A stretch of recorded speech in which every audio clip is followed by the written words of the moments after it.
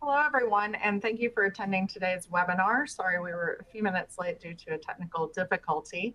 Before we begin, we wanted to cover a few housekeeping items. If you have any questions during the webcast, you can submit them through the Q&A widget at the bottom of your screen. We will try to answer these during the webcast, but if a fuller answer is needed or if we run out of time, we can answer you later by email. If you experience any technical problems during the webinar, those can also be reported through the Q&A widget. A copy of today's slide deck is available in the resource widget. We encourage you to download any resources or links you may find useful. You can find additional answers to some common technical issues located in the help widget at the bottom of your screen.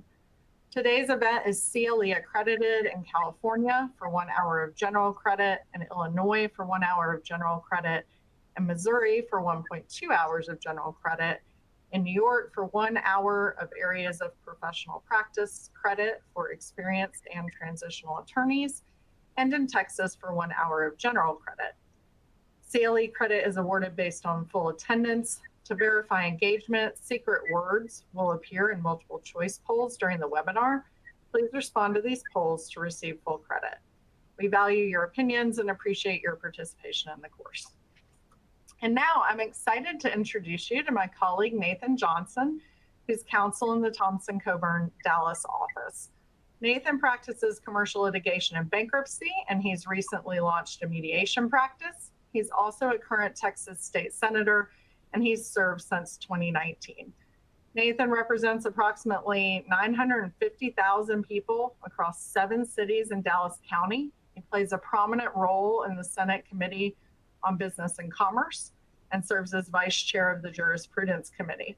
He's recognized as a leading voice on the Texas power grid, healthcare, government efficiency, renewable energy, and youth development, and is known for tackling difficult issues of all sorts. Nathan calls upon his skills and experience from both his law practice and the world of politics, where personalities are difficult and where resolution is often the best and impasse often the worst option.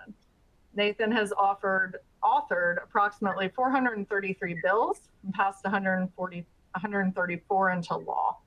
We are grateful to Nathan here at Thompson Coburn for always being available to help us and our clients understand the legislative process and current developments. And today he's going to share some of those developments and advice with all of you. So let's get started, Nathan. Hello, thank you, Nicole. I am proud and grateful to be part of this firm and excited to bring you a little glimpse into the 89th Texas legislative session. I'm sorry we got started a few minutes late. I assure you we have several hours worth of genuine CLE material in here. We have individual slides that could be a full hour, and we will be blowing through a lot of those. We do have some supportive materials, but let's get right into it. The objectives of this, I hope you all can see my materials. Objectives of the presentation kind of give you an overview of the legislative session, including things that aren't particularly related to business or the practice of law, but of general interest. And then look at some bills that passed and bills that failed or were vetoed that do have direct relationship to your practices or to the businesses of our clients. We'll try to save a little time at the end for questions and discussion. I am always available when we're not doing a 1 hour review of the legislative session to talk about anything that might interest you related to what happens in the state legislature and state government in general.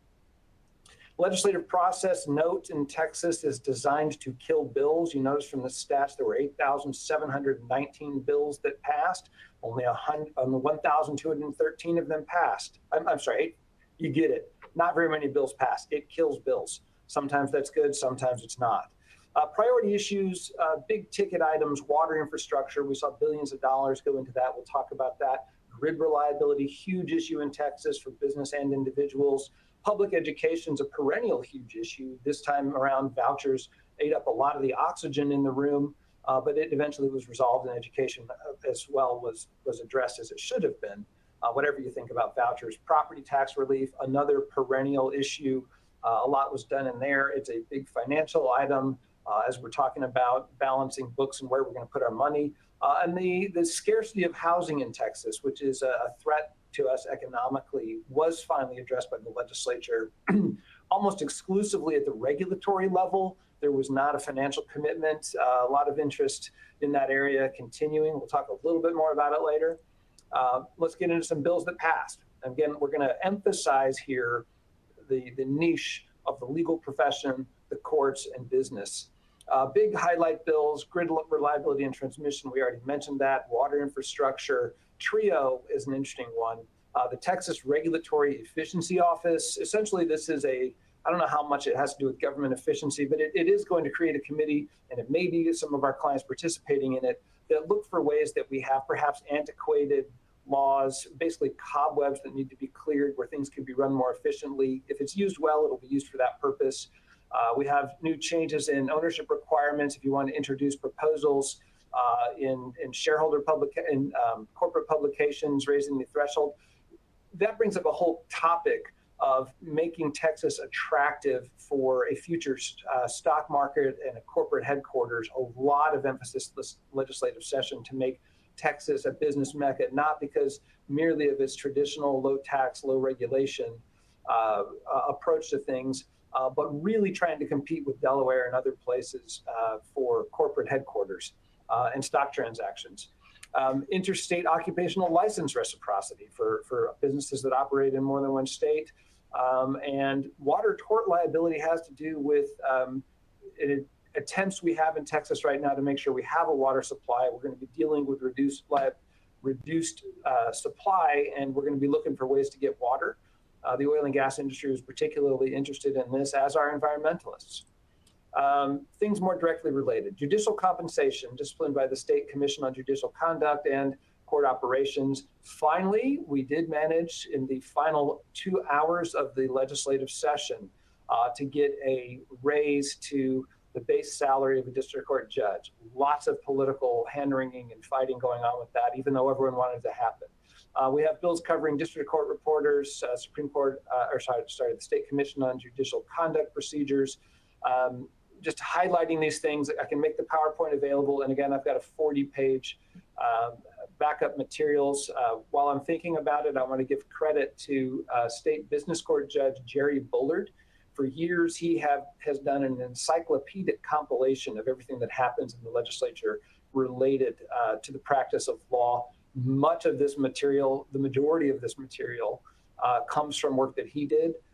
And I have backup materials from him. A lot of this stuff also came in through me in my office. Appellate court remote proceedings has been addressed. Summary judgment court procedures are being addressed. All things you should take a look at. Senate Joint Resolution 27, a proposed constitutional amendment. I want to highlight a couple of things. This is also a trend in government that's worthy of watching. The composition of the commission has changed. It is now 6 justices that are appointed by the Supreme Court. 2 must be trial court judges, must be subject to Senate approval, which happens. Interestingly, now 7/13 of the commission are appointed by the governor. This marks the first time ever that the governor essentially has control of a majority of the State Commission on Judicial Conduct. There's a signal there, and there is a general trend of concentrating power in places like the governor's office or the attorney general's office. Certain limits imposed on the Supreme Court, the State Commission on Judicial Conduct, et cetera, et cetera. There's other details, but keep an eye on who is on the commission and to whom they're beholden. The Omnibus Courts Bill, kind of a surprise veto by the governor. It's a lot of pages. It does a lot of kind of rudimentary things. Adding courts where we need to add courts, new judicial districts, changes the jurisdiction, kind of modernizing our standards in line with the current realities of the marketplace. Generally an unobjectionable bill, but it was vetoed. It'll be added to the special session. It was a very small part of the bill.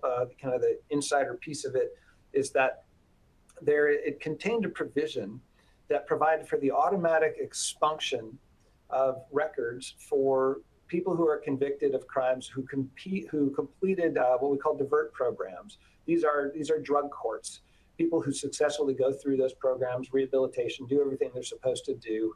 Their record gets expunged, but we're finding that people aren't able to manage that process. It's very expensive. The bill provides for that to happen automatically. The governor objected that could be abused and people might somehow do that 27 times a year. I don't know. So you can expect that bill to be passed almost in its entirety with a little fix to address that little issue.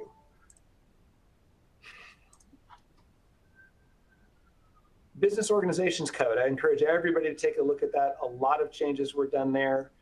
I don't want to go through all of them because there are a bunch.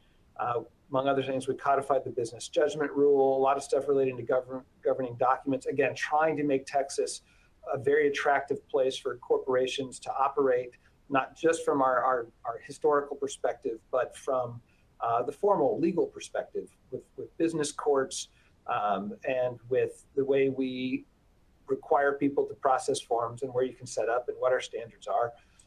Including the shareholder actions, the business courts, redefined qualified transactions, changed jurisdiction, lowered thresholds from 10 million to 5 million in the case of non-corporate governance related claims, and going on, extended the jurisdiction to actions that commenced actually before September 1st, 24, that in the previous version of the bill enacted 2 years ago, that wasn't the case. Other changes to jurisdiction, removing sunset provisions that allow other courts of appeal that were set to go into effect over time have been added. So now those are going to happen, which is kind of what we always anticipated. There were people who supported business courts. There were people who opposed them. Most of us in the legal profession think that if we're going to have them, they ought to operate well. And the majority of the things that were done in this legislation were to make sure the business courts can operate, and that's a good thing. Uniform Trade Secrets Act, I've got many slides on this. If you're really into uniform trade secrets, please pay close attention to the deck.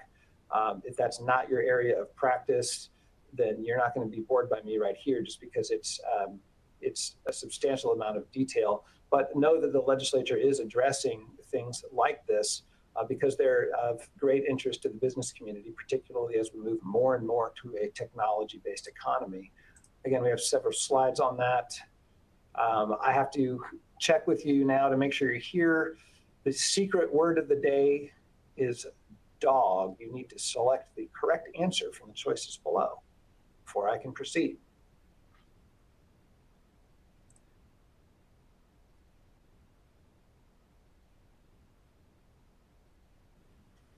Okay, I think we have a couple people more submitted. I'm going to wait just a second so we get a few more attendees so I can validly accelerate.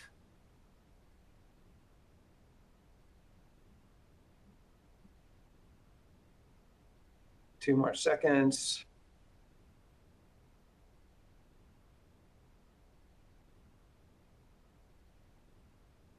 Okay, we can advance now.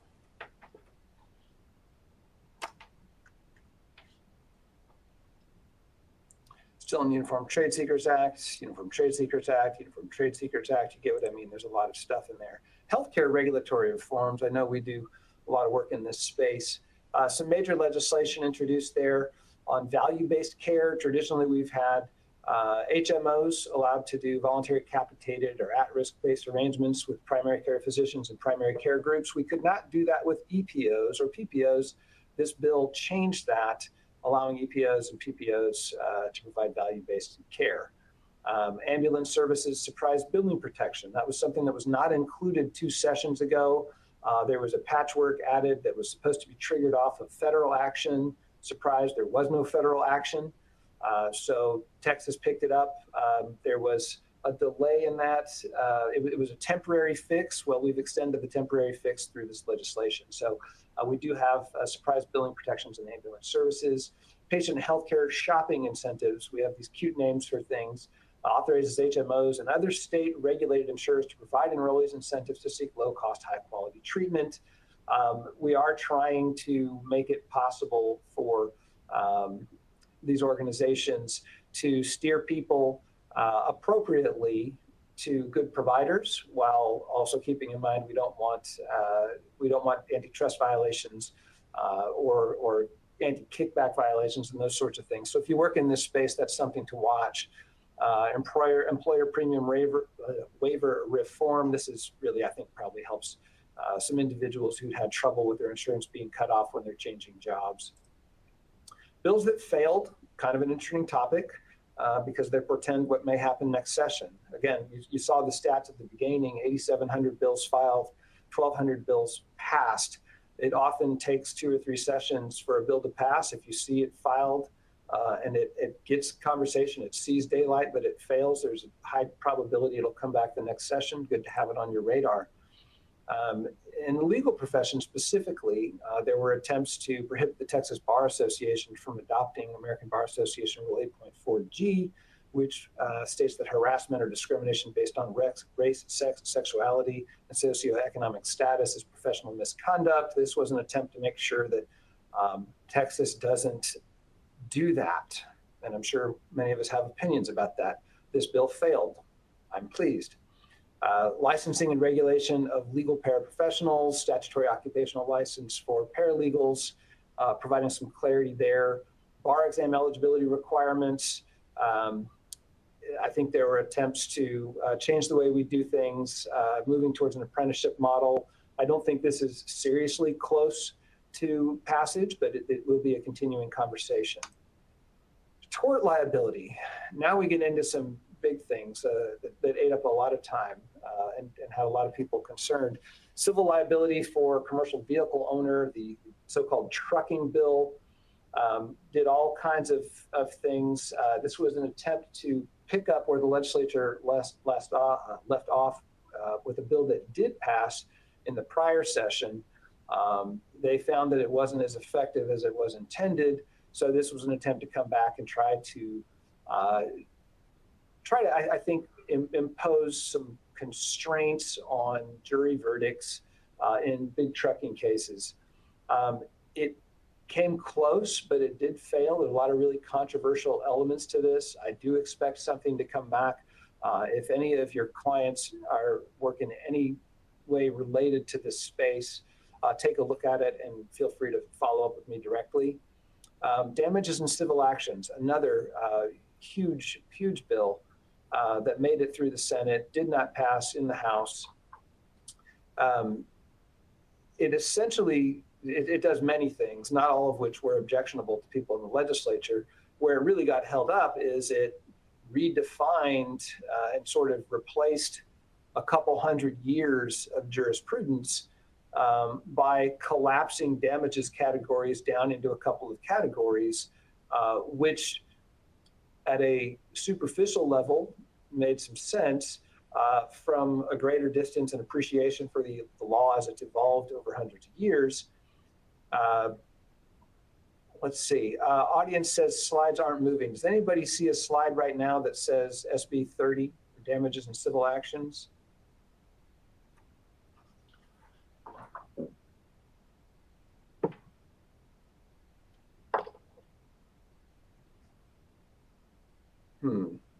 Nathan, you can go ahead. We're going to give them directions in the chat on what to do if they're having that issue. Okay, very good. I'll proceed. Essentially, the attempt to redefine damages failed. It may come back, or elements of this may come back. Significant legislation, as you can see, it does a whole lot of things to address the use of affidavits in certain contexts, but most of this has to do with damages, whether it's mental and emotional pain, future damages, exemplary pain and suffering, etc. More on this. Significantly prohibits an award from being used to punish or penalize a defendant, or to make an example of others, or serve as a social good. If they weren't able to move it through in its current stage, you can expect them to be trying to put it through in pieces in the next session. Interlocutory appeals, an interesting area.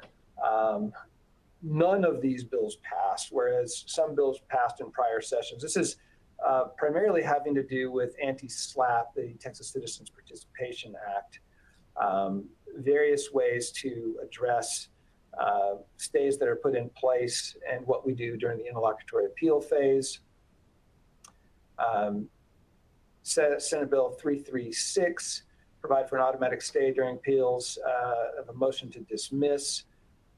Stays the commencement of trial or other proceedings in the trial court until the 61st day after the date the order denying the motion is signed. Again, this bill didn't pass, so I don't want to spend too much time on it. But it is significant because of the people who wanted it passed and the people who didn't want it passed.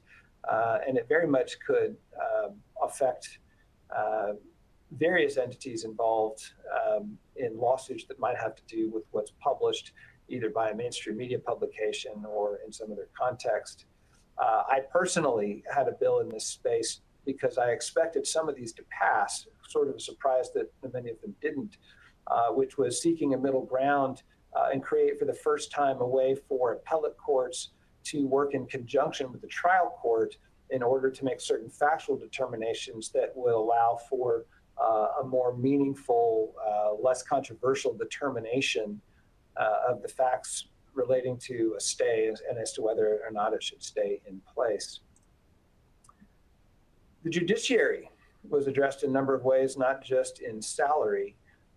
There was a bill essentially in response to a sensationalized case, a death row inmate, wherein the legislature intervened with the Texas Court of Criminal Appeals refusal to intervene in the execution of a prisoner related to new evidence. It created a great deal of controversy. There was a bill introduced to try to set different rules regarding the relationship between the Texas Supreme Court and the Court of Criminal Appeals. It failed, as did the rest of these. The jurisdiction of the Texas Supreme Court and Court of Criminal Appeals was addressed, but failed regarding, okay, that's the same thing, Court of Criminal Appeals. Removes the rulemaking authority for the civil actions from the Texas Supreme Court. There was some dispute and some belief that the Supreme Court sometimes goes in and steps in the place of the legislature, and this was an attempt to make sure that doesn't happen. I think it was largely misguided, and it didn't make it through the process, perhaps for that reason. We already talked about base salaries being increased for judges. Why was that such a hard thing for the legislature to get done? It's because not the amount of money that legislators make, which is $600 a month, and then their per diem when they're in session, but it is the pension that legislators are eligible to receive. That pension is tied to a district court judge's first year salary. So if the legislature increases the judicial salary, they are automatically increasing their own pension, which creates a great deal of political anxiety. And there has been for years a fundamental question as to whether you should decouple legislator pensions from judicial salaries. There's arguments for why we should, there's arguments for why we shouldn't. And those arguments were sort of put on hold until the very end of the judicial session, until they boiled over, jeopardizing the entire prospect of a base salary for judges. A lot of late nights and anguish and arguing. Finally, something was resolved, and it's a good resolution, I think. If you want details on that, I'll be happy to talk about it. Appellate court redistricting. This is the second or third consecutive session in which the legislature has introduced a bill to redraw the courts of appeal from the current 15, it used to be 14, we now have the 15th Court of Appeal, which has the exclusive jurisdiction over business court decisions, but to reduce that to 6 regional. Why would that fail? Well, first of all, it's just different, and the court system seems to be working pretty well, but it also creates an opportunity to be playing a little bit more politics with the court system than we already do. And there just wasn't bandwidth for that this session, or support for it. And on a partisan level, we have people from both parties who thought that just isn't a good idea, which is why it fails. I want to talk a little bit about a bill that failed, not because it has to do with abortion. The conversation around the context of this is a bill to enforce a prohibition on the importation of abortion-inducing drugs in Texas. That's not remarkable. Texas does stuff like that all the time. What is remarkable is the content of the bill, and I bring it up because it has implications for everybody's practice and for laws that affect everybody's clients. Pay attention closely to any new legislation that comes along, because doing something that's unconstitutional or inconsistent or outrageous is not beyond the legislature. For example, this bill declared that a court of this state does not have jurisdiction to consider and may not award relief under any action claim or counterclaim that seeks declaratory injunctive relief that would pronounce any provision or application of this chapter invalid or unconstitutional. That's right. The legislature said the courts don't have jurisdiction to review the laws they pass for constitutionality. Wrap that one around your head. It doesn't work. It goes on and doubles down on this, that would restrain a person, including the state or a political subdivision or an officer of the state, from enforcing any provision or application of this chapter. An officer of the state, like a judge.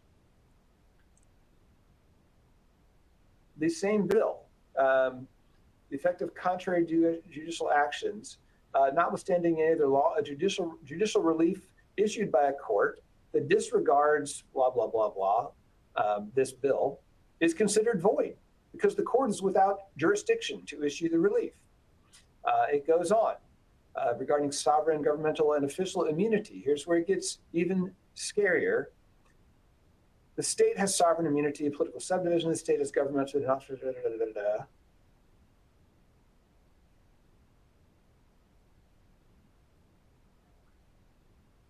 Let's skip ahead this. Liability for jurisdiction. Okay, that previous slide appears to be off a little bit. Okay, it's providing immunity for the state, but you'll see in a second, not for a judge. Check this out. A person may bring an action against an officer, et cetera, including a judicial official who issues, enforces, or obeys an injunction or declaratory judgment that prevents or delays a person from bringing an action under this subchapter. In other words, you can sue a judge who finds this law unconstitutional and refuses to let you enforce it. You can sue the judge under paragraph B and be awarded exemplary damages against the judge of not less than $100,000 and your fees. Also, you may not assert, and you're not entitled to assert, and the judge is not entitled to assert judicial immunity and can't receive any help or legal representation from the attorney.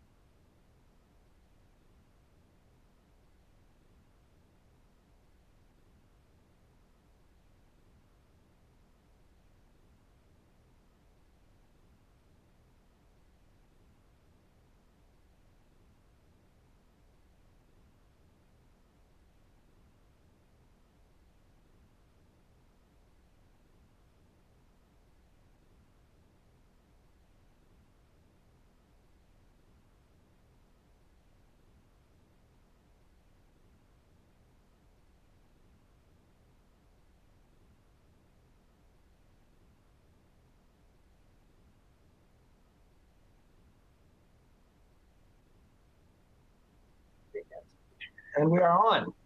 We had serious technical problems today, and my computer died. So sorry for that.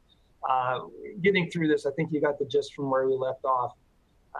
This is outrageous. The next thing that it does is allow people to sue law firms who dare to represent somebody who challenges the constitutional validity of these laws. And the law firm, if you lose the case, the underlying case about the validity of the law, you have to pay the other side's fees. You, the lawyer, you, the law firm. So I bring this up because it's super interesting and outrageous, but also because I want to demonstrate to you that the legislature really will pass things that don't make any sense. Nicole and I are working on a case where there's a bill that was introduced, a major piece of legislation, and an amendment was added at the last second, and nobody really knows what exactly it means. In fact, everyone who voted on it doesn't know what it means. In fact, most people who voted on it didn't know it was there. And after legislative discussion between people who opposed the amendment and supported the amendment, it was even less clear what it means. That's, in a way, good news for lawyers because it gives us work to do. We have to figure things out, but I don't mean to be that cynical because the law should have clarity. And it is up to us sometimes to spot the areas that lack clarity before they wind up in court. And that's something that Nicole is doing for her client right now. And so I bring this extreme example up to underscore the point. If there's something that affects your clients, scrutinize it. It may be something that needs to be changed in the future. It may be something that you need to get more background on so that you stop trouble before it starts.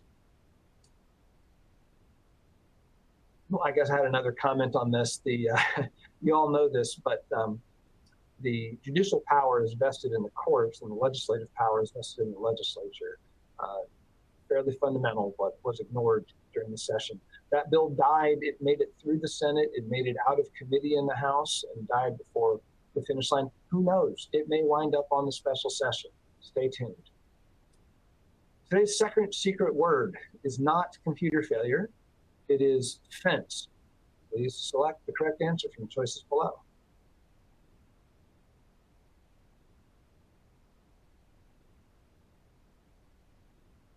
I'll wait just a minute till we get a few more people clicking. We have 1 of 43. That's good. Whoever you are. Coming up.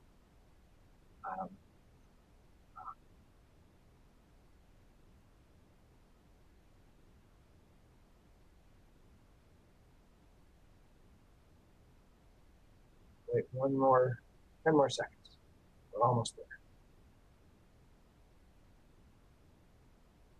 One more person clicks, I'll go.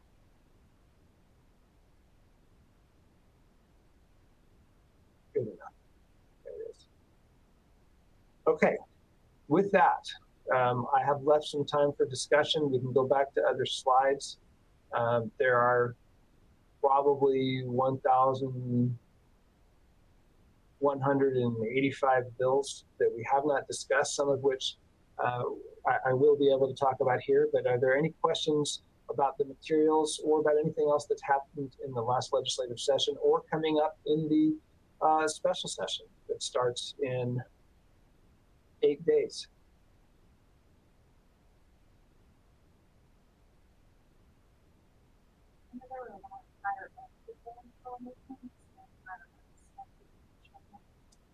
Higher education, Nicole brings up. There was certainly significant funding and some good legislation associated with work with community colleges. There, of course, is the perennial DEI legislation in various places with respect to higher education. Some of them were dressed up as menacing, but were actually benign. Others were actually problematic for universities, and they're going to have to do things very differently. I don't have slides on that, but I can get materials on that. If those of you who work in the higher education space, please call me directly, and I can put together for you a short packet of bills directly affecting the higher education space. That's a good point, Nicole. A lot of it has to do with DEI and funding. A few of the bright spots with regard to higher education There are certain bills that passed, for example, the film fund. We set aside $500 million to try to develop the film industry in Texas. It requires partnership with higher education. We have similar arrangements with respect to cybersecurity. It was originally proposed to be housed within Texas A&M University.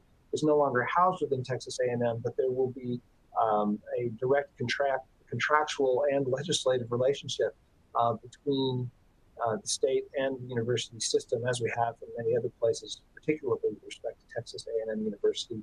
There was a consortium put together on the advancement of nuclear power, whether it's in any of a variety of small modular nukes, that likewise contemplates cooperation with higher education. There's a number of bills that have to do with business development that create commissions that will have on their boards members of the higher education community. So there's traditional funding and DEI battles, but there are also a great many things with respect to growing the business base in this state that also relate to higher education. So Nicole had a good question. Other things people are interested in?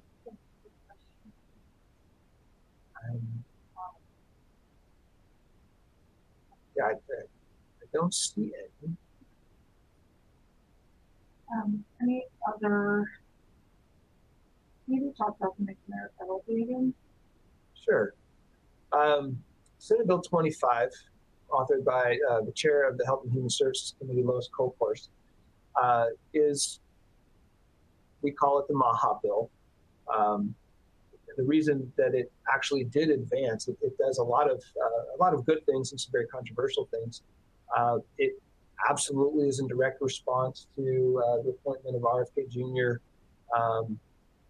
Over our health in the nation, and kind of this look back to what is it that's making us sick, and setting aside all of the political silliness that's accompanying these kinds of issues. It's a very valid inquiry.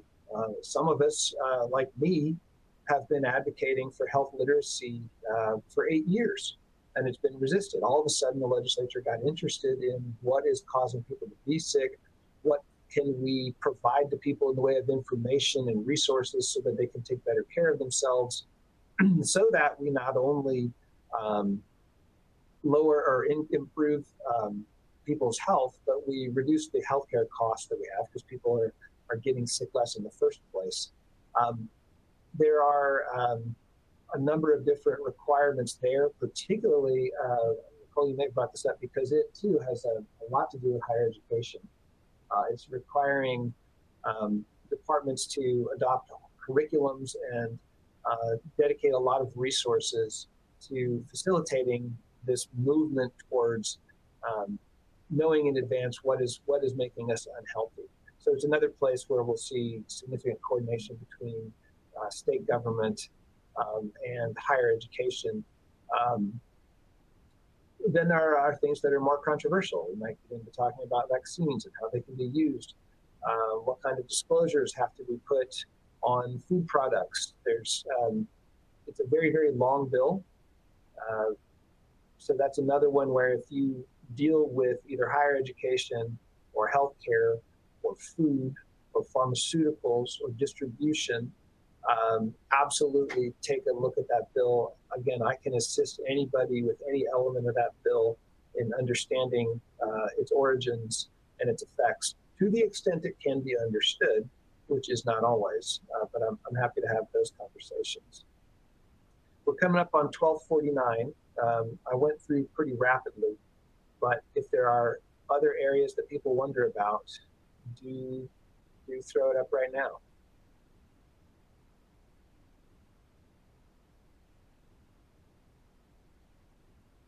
Business courts?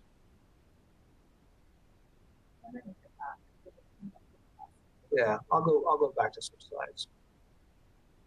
We got to get our CLE. Although I'm sure you all learned at rapid pace.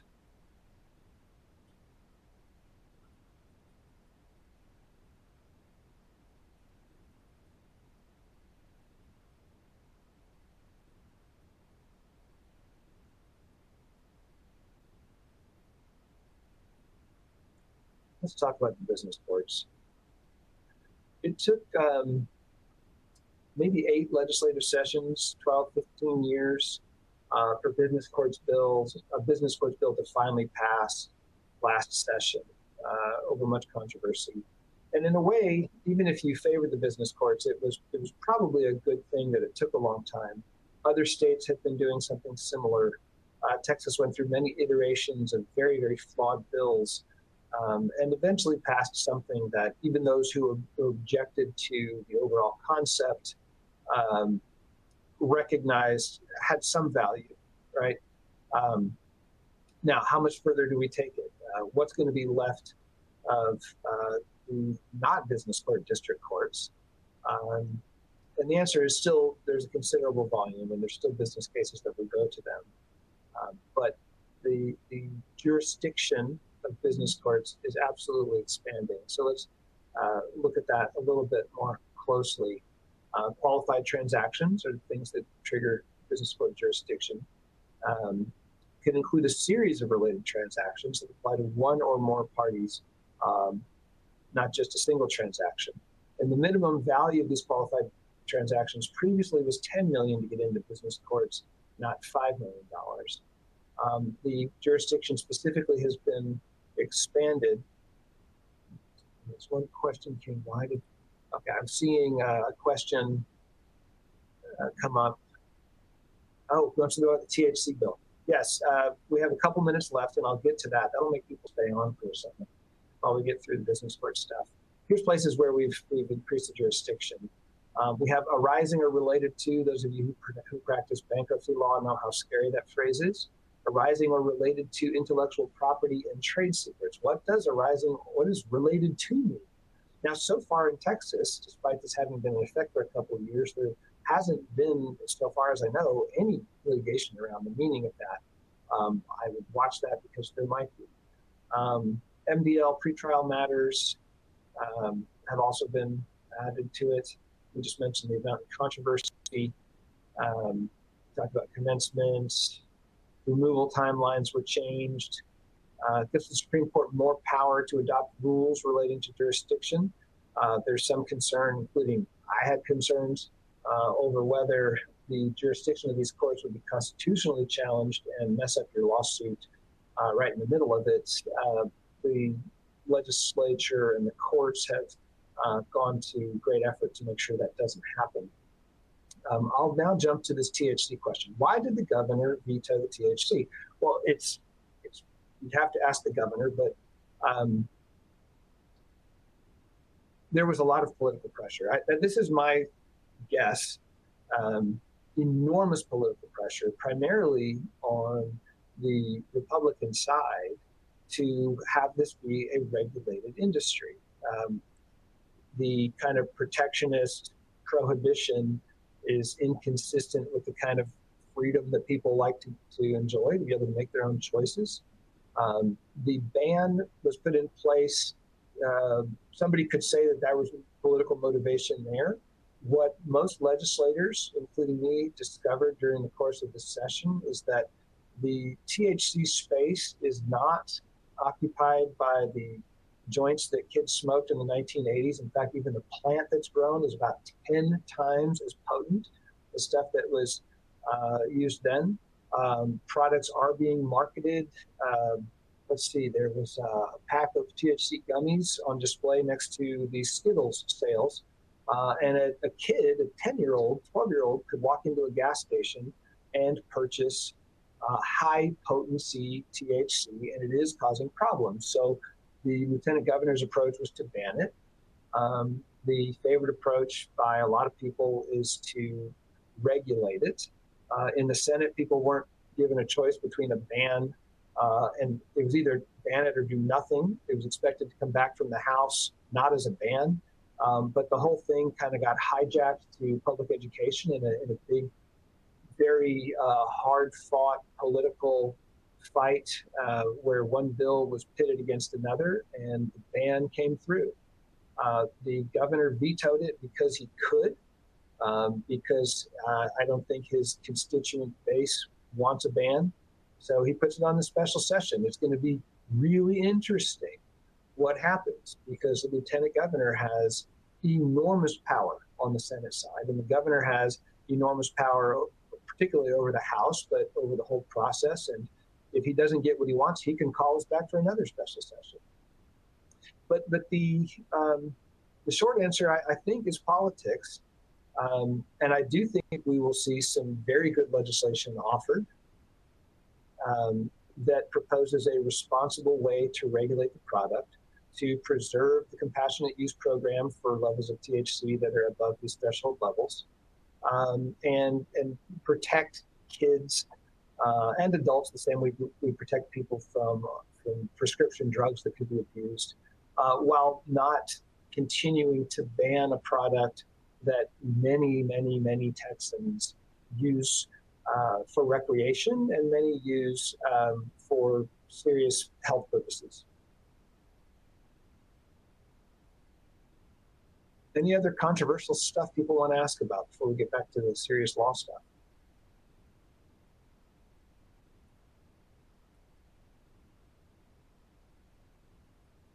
Okay. We only have 4 minutes left. Let's talk about housing for a second. One thing that the legislature did with respect to electricity that hasn't done with respect to housing is provide financing. We are short 300,000 or 400,000 housing units is estimated in the state of Texas. What the legislature passed, and it was really overwhelmingly supported, was new regulations to prohibit undeveloped areas from having lot sizes that are too large, right? We want to be able to get more homes into smaller space. Overriding the will of cities, which is controversial because we like local control. On the other hand, we don't like NIMBYism. We had a bunch of anti-NIMBYism legislation that sailed through that's generally pretty good stuff, although some people may disagree with it. I had a couple of bills, one of which passed, to kind of get rid of these old international requirements that haven't been updated in half a century that were prohibiting essentially the use of smaller lots for smaller multifamily developments. That passed. It was a big deal. I also had a bill, we were talking about financing, to provide low interest mezzanine financing to developers who are willing to dedicate their projects to workforce housing. Curiously, that bill didn't even get a hearing. We will see over time whether or not the solely regulatory approach sufficiently responds to the market demand for housing, or whether the legislature is going to have to actually appropriate some money for low interest loans to developers. We do know that would happen. It is a business issue. When businesses come here, they need employees, most of them. Employees need places to live, and it's getting harder and harder to live in the state's major urban areas and even some of the rural areas. So keep an eye on the housing issue as we move forward as well. Flooding, of course, is one other thing we will be addressing in the special session. Horrific tragedy that we've all been following painfully. There's going to be some conversations around tax bases, county operations, what's the state's responsibility with respect to local emergencies and local emergency systems. Those things are always difficult. And unfortunately, the Texas legislature is not so different from every other government. We are sadly reactive sometimes rather than proactive when it comes to anticipating things that cause loss of life and damage to property. So that will be another thing to pay attention to in the special session. 1 minute remaining. Anybody got a quick, interesting question? Okay. I want to reiterate that there's a volume of things that can affect your practice and can affect your clients, or if you are a client, that can affect your business. I'm available as a lawyer.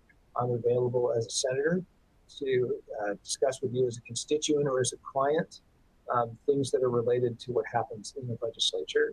And I'm grateful to have been able to brought you information today. There's contact information here.